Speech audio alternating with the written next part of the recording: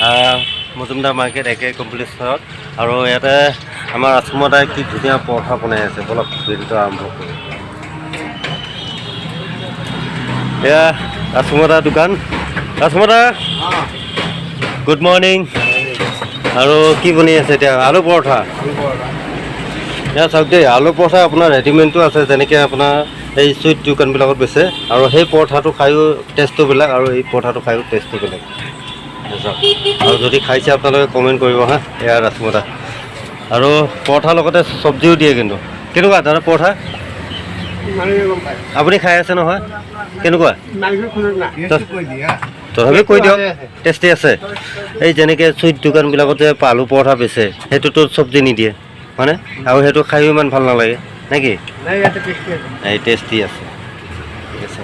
ৰাসমদা চাহ দেৰি হ'ব নেকি আৰু এইফালে আমাৰ গাঁৱৰ আইডিয়াতেও আহি আছে এয়া বহি লৈছে অ' কি খাব আপুনি পৰঠা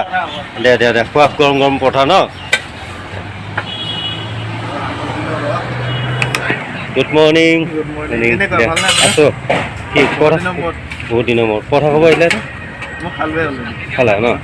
ঠিক আছে বাৰু